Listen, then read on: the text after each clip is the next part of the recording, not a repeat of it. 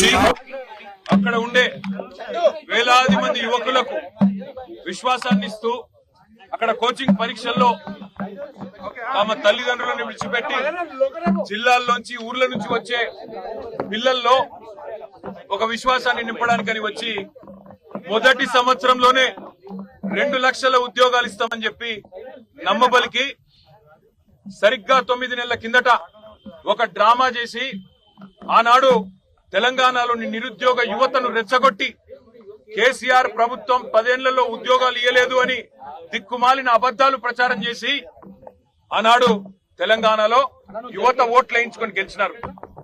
పత్రికల్లో ఫుల్ పేజీలు జాబ్ క్యాలెండర్లని అడ్వర్టైజ్మెంట్లు ఇచ్చినారు.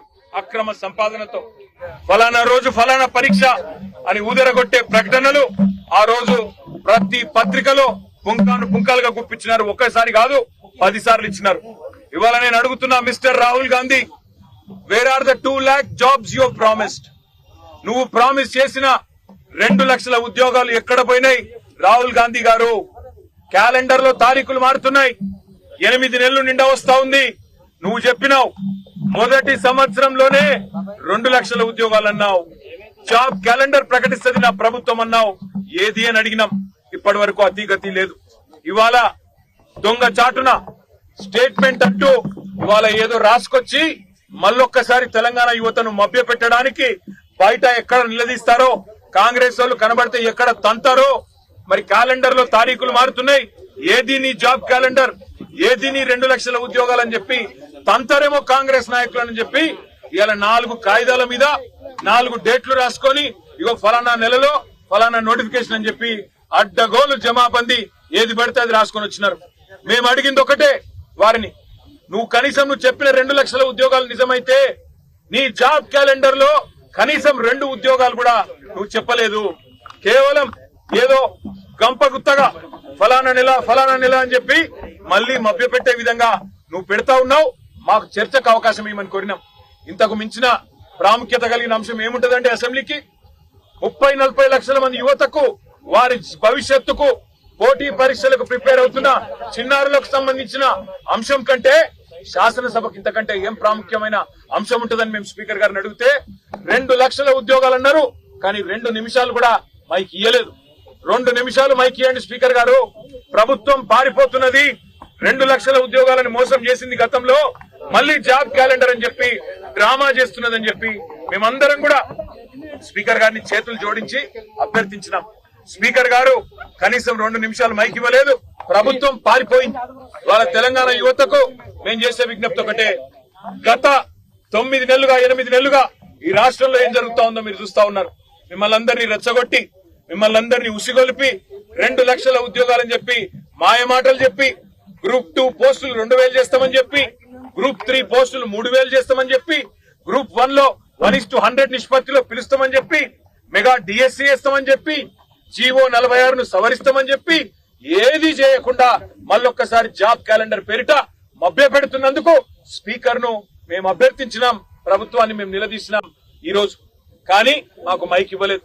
ఇవ్వకపోగా ఏం చేస్తుంది ప్రభుత్వం? మా పార్టీ నుంచి ఇవాళ పార్టీ మారి అనర్హత వేటు ఎదుర్కొంటున్న ఒక ఎమ్మెల్యే, ఆయనకి ఇవాళ మైక్ ఇచ్చి మా గౌరవ శాసనసభ్యులను ఒక గౌరవ సభలాగా నిన్న హరీష్ రావు గారు చెప్పినట్టు అక్కడ మళ్లీ దుర్మార్గమైన పదజాలం, ఇష్టం వచ్చిన మాటలు, ఇష్టం వచ్చిన బూతులు. నేను ఆయన మాట్లాడిన మాటలు నా నోటితో నేను చెప్పలేను. మా అక్క లక్ష్మక్క అయితే పరిగెత్తుకుంటూ వచ్చింది, మనం ఇక్కడ ఉండొద్దు సార్ వెళ్ళిపోదాం, ఇట్లాంటి చిల్లర బజారు భాష మాట్లాడే కాడ ఎందుకుండాలి మనం అని చెప్పి మమ్మల్ని అందరినీ బయటికి, మేము వినలేదు నిజానికి అక్కడ మైక్ లో తను విన్నది కాబట్టి మమ్మల్ని అందరినీ బయటికి తీసుకొని వచ్చింది. అంటే రేషం గల్ల తెలంగాణ బిడ్డలు ఎవరు ఇవాళ ఆ సభలో అలాంటి చిల్లర బజారు భాష ఏదైతే ముఖ్యమంత్రి నుంచి మొదలు పెడితే దుర్మార్గమైన మా పార్టీలో గెలిచి ఆ పార్టీలో ఉన్న ఎమ్మెల్యేలు వాడుతున్నారో అది భరించలేక తెలంగాణ యువత తరఫున మేము అడుగుతుంటే, తెలంగాణ యువతకు 2 లక్షల ఉద్యోగాలు ఇవ్వాలని మేము అడుగుతుంటే మమ్మల్ని ఆ బజారు భాషలో తిట్టించిన ఈ దిగజారుడు ముఖ్యమంత్రి, ఈ దిగజారుడు దివాలాకోరు ప్రభుత్వాన్ని ఇవాళ అభిశంసించాలి. తెలంగాణ యువత కొట్టాలి. ఎందుకంటే ఎక్కడికక్కడ కాంగ్రెస్ లో నిలదీయాలి. ఏమైంది ఈ 2 లక్షల ఉద్యోగాలను అడగాలి. నేను అడుగుతా ఉన్నా, రాహుల్ గాంధీ దమ్ముంటే రా అశోక్ నగర్, దమ్ముంటే అశోక్ నగర్ కి రా, ఇక్కడికి వచ్చి చెప్పు నువ్వు ఇచ్చిన జాబ్ క్యాలెండర్ కరెక్ట్ అని చెప్పు. రేవంత్ రెడ్డి దమ్ముంటే రా, సెక్యూరిటీ లేకుండా నువ్వు మేమందరం వస్తాం, అశోక్ నగర్ కోదాంపా. అక్కడికి వచ్చి ఒక్క పిల్లగాంతో చెప్పి, ఒక్క తమ్ముడితో, ఒక్క చెల్లెతో చెప్పి ఈ 8 నెలల్లో నీ కాంగ్రెస్ ప్రభుత్వం ఒక్క ఉద్యోగం ఇచ్చిందని చెప్పి వాళ్ళతో చెప్పి మేమందరం రాజీనామా చేసి అక్కడనే పెట్టి పోతాం. వాస్తవం ఏంది? ఇప్పుడే పల్లా రాజేశ్వరరెడ్డి గారు చెప్పినట్టు మందికి పుట్టిన బిడ్డలు మా బిడ్డలు అని చెప్పుకుంటూ ఇవాళ కేసీఆర్ ప్రభుత్వం ఇచ్చిన 30-40 వేల ఉద్యోగాలు కాగితాలు మాత్రం నువ్విచ్చి ఇవాళ డ్రామా ఏదైతే ఆడుతున్నావో రేవంత్ రెడ్డి, నేను అందుకే అంటున్నా, నీది డ్రామా కాకపోతే, నీది అబద్ధం కాకపోతే, నువ్వు ఇచ్చిన ఉద్యోగాలు నిజమే అయితే నువ్వు వస్తావా, నీ రాహుల్ గాంధీ వస్తాడా? రండి, సిటీ సెంట్రల్ లైబ్రరీకి వస్తారా, అశోక్ నగర్ కు వస్తారా, ఉస్మానియా యూనివర్సిటీకి వస్తారా, ఎక్కడికి వస్తే అక్కడికి రండి. రేవంత్ రెడ్డి మళ్ళీ అంటుంటాడు మగాళ్ళు అయితే అని. నేను అంటున్నా రేవంత్ రెడ్డి, మగాడు అయితే రా, అశోక్ నగర్ కి రా, అక్కడ పిల్లలే చెప్తారు నువ్వు ఉద్యోగాలు ఇచ్చిన మాట వాస్తవమా కాదో చెప్తారు. నీ రాహుల్ గాంధీని తీసుకురా, ఇచ్చిన మాటలు ఏమైనా నిలదీస్తారు.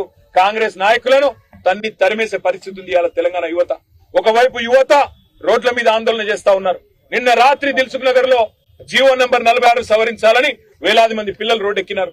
మరొక వైపు ఇవాళ 1800 మంది మాజీ సర్పంచులు ఇవాళ తమ బిల్లులు విడుదల చేయాలని చెప్పి సెక్రటేరియట్ ముట్టడిస్తే వారిని తీసుకుపోయి అరెస్ట్ చేసి పెట్టినారు.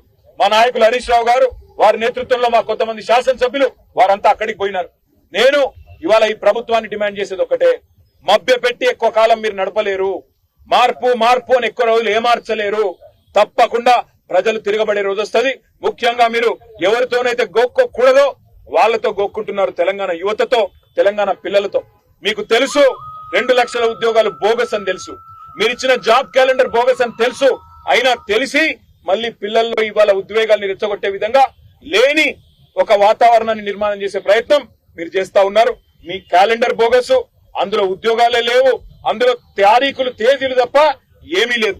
దాని మీద చర్చ పెట్టమంటే ఇవాళ ప్రభుత్వం పారిపోవడమే కాకుండా సిగ్గు లేకుండా ఇవాళ మళ్ళీ మమ్మల్ని మా ఎమ్మెల్యేలందరినీ కూడా ఒక బజారు భాషలో మా సాటి ఎమ్మెల్యేతో తిట్టించిన వైనం ఏదైతే ఉందో ఇది నిజంగా కూడా ప్రజాస్వామ్యానికి, అందరికీ, ఈ శాసనసభకి ఒక చీకటి రోజు. నిజంగా కూడా ఒక దుర్మార్గమైన పద్ధతుల్లో నిన్న మొన్న మా అక్కలను అవమానించారు. ఈ రోజు మొత్తంగా ఒక సాడిస్ట్ మాదిరిగా ముఖ్యమంత్రి ఇవాళ ఈ రకంగా పైశాచికానందం పొందుతూ, ఒక సభ్యుడు మమ్మల్ని అమ్మ అక్క అని తిడుతుంటే పైశాచికానందం పొందుతూ అందరిని ఉసిగొల్పుతూ, ఆయన పక్క నిలబడండి పొండి అని ఉసిగొల్పుతూ ఒక సాడిస్ట్ ముఖ్యమంత్రి లాగా రేవంత్ రెడ్డి వ్యవహారం చేస్తా ఉన్నాడు. తెలంగాణ యువత తప్పకుండా రేవంత్ రెడ్డికి తగు రీతిలో సమాధానం చెప్తది. దాని టైం కూడా వస్తది. ఎక్కువ కాలం ఈ డ్రామా నడవదని హెచ్చరిస్తూ ఈ 5-6 రోజుల శాసనసభ సమావేశాల్లో గవర్నమెంట్ తేలిపోయింది. గవర్నమెంట్ లో విషయం లేదు, కేవలం ఊదరగొట్టే ఊకదంపుడు ఉపన్యాసాలు తప్ప ఏమీ లేదని తేలిపోయింది. కాబట్టి ఈ బజారు భాషతో మమ్మల్ని రెచ్చగొట్టి మంచిగా మాట్లాడుతుంటే కావాలని ఉసిగొల్పి ఇవాళ ప్రజల దృష్టి మరల్చే ఒక చీప్ టాక్టిక్స్. ఈయన చీఫ్ మినిస్టర్ కాదు, చీఫ్ మినిస్టర్. ఒక చీఫ్ మినిస్టర్ గా రేవంత్ రెడ్డి ఒక సాడిస్ట్ ముఖ్యమంత్రిగా, పైశాచికానందం పొందుతున్న ఒక ముఖ్యమంత్రిగా ఇక్కడ ఆడబిడ్డలను అవమానిస్తూ, అదేవిధంగా ఎమ్మెల్యేలని బూతులు తిట్టిస్తూ ఇష్టం వచ్చినట్టు ఇవాళ ప్రభుత్వాన్ని నడుపుతా ఉన్నారు, శాసనసభను నడుపుతా ఉన్నారు. అందుకే మేమందరం అక్కడ నిరసన చెప్పి బయలుదేరి ఇక్కడికి వచ్చి గన్ పార్క్ దగ్గర మా గౌరవ శాసన మండలి శాసనసభ్యులు, మా ప్రతిపక్ష నాయకులు శాసన మండలిలో బస్సునాచారి గారు, మేమందరం కూడా ఇక్కడికి వచ్చి గన్ పార్క్ దగ్గర మా నిరసన చెప్తా ఉన్నాం. ఈ ప్రభుత్వం హైదరాబాద్ మీద కూడా పచ్చి అబద్దాలు చెప్తా ఉంది. ఆ విషయంలో కూడా తప్పకుండా ప్రభుత్వాన్ని తూర్పారబడదాం అనుకున్నాం. కానీ బజారు భాషలో అట్లా మాట్లాడేసరికి మా అక్క దుఃఖం ఆపుకోలేక మమ్మల్ని అందరినీ మనం ఇక్కడ ఉండొద్దు, ఈ శాసనసభలో ఉండొద్దు అని చెప్పి కోవలక్ష్మి గారు మమ్మల్ని అందరినీ కూడా అక్కడి నుంచి నడిపిస్తూ బయటికి తీసుకొచ్చారు. ప్రజలు ఇవన్నీ కూడా గమనిస్తా ఉన్నారు. వారందరికీ మేము చేసే విజ్ఞప్తి ఒకటే, ఈ శాసనసభలో తెలంగాణ ప్రజలకు న్యాయం చేసే ముచ్చట్లు లేవు. కేవలం కాంగ్రెస్ పార్టీ డ్రామాలు, కాంగ్రెస్ పార్టీ నాటకాలు తప్ప ఇక్కడ ఏది కూడా లేదన్న విషయాన్ని మీరు కూడా గమనిస్తా ఉన్నారు. వారు చేసిన ప్రచారాలన్నీ తప్పని మీకు అర్థమవుతా ఉంది. అప్పులు అని ఇన్ని రోజులు తప్పుడు కూతలు కూశారు. అప్పులు లేవు, ఏమి లేవు, ఈ రాష్ట్రం రెవెన్యూ సర్ప్లస్ స్టేట్ అని మేము ఎస్టాబ్లిష్ చేస్తే ఇవాళ నోరు మూసుకున్నారు, కనీసం సమాధానం చెప్పలేదు. ఎన్నో విషయాల్లో దానిని డైవర్ట్ చేయడానికే ఇవాళ మా అక్కల మీద నోరు పారేసుకొని కావాలని ప్రజల దృష్టి మరల్చే ఒక చిల్లర ప్రయత్నం చేస్తున్నాడు ఈ చిల్లర ముఖ్యమంత్రి. అందుకే మేము అంటా ఉన్నాం తెలంగాణ ప్రజల్ని, ఇకనైనా అర్థం చేసుకోండి, కాంగ్రెస్ మోసాన్ని గ్రహించండి. కాంగ్రెస్ పార్టీ యొక్క ఎత్తుగడలు గమనించండి. 100 రోజుల్లో 6 గ్యారంటీలు అన్నారు. 6 గ్యారంటీలు 100 రోజుల్లో అమలు చేస్తామన్నారు. అతి లేదు గతి లేదు. అదే విధంగా మొదటి సంవత్సరంలో 2 లక్షల ఉద్యోగాలు అన్నారు. అతి లేదు గతి లేదు. అందుకే నిరసనగా ఇక్కడ వచ్చి కూర్చున్నాం. సహకరించిన పాత్రికేయ మిత్రులకు కూడా మా అందరి తరఫున కూడా ధన్యవాదాలు తెలియజేస్తా ఉన్నాం. జై Telangana. Job calendar bogus, job calendar bogus.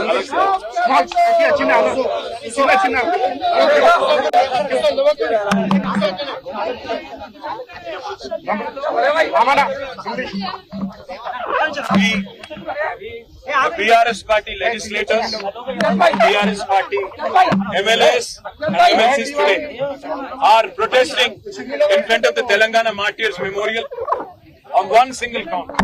Telangana was formed on one major ground, and that is employment for youth. Today, unfortunately, the Congress party that had promised, and no less a person than Mr. Rahul Gandhi himself, who had promised 2 lakh jobs in the very first year of the formation of the state, formation of the government, unfortunately has not lived up to his promise. Today the Congress has betrayed the youth of Telangana. They have presented a job calendar which is a complete hoax and bogus. There is nothing but entrapment, nothing but betrayal of Telangana youth. They promised 2 lakh jobs in the very first year, and nobody less than Rahul Gandhi promised it. Today, after 8 months, not a single notification has been issued, not a single exam has been conducted, not a single job has been filled. And even today in the assembly, they have merely presented a paper on which they did not invite any discussion, on which they did not want to discuss or debate. They did not even mention how many posts would be filled in the next few months. So therefore we are protesting against the government's betrayal of the Telangana youth. We are protesting the government's abusive language that is being used against our women legislators, against the legislators, the kind of gutter language that is being used by this motor-mouth chief minister. I'm calling him chief minister deliberately. So therefore, we are protesting here at the Telangana Martyrs Memorial, and I wish and hope that the people of Telangana understand the kind of betrayal that Congress has indulged in. They have cheated with the name of 6 guarantees. They said everything will be delivered in 100 days. None of them have happened. They said 2 lakh jobs in 1 year. None of that has happened. I hope Telangana people at least will now realize the betrayal and the anguish that Congress has caused to the youth of Telangana once again. Thank you.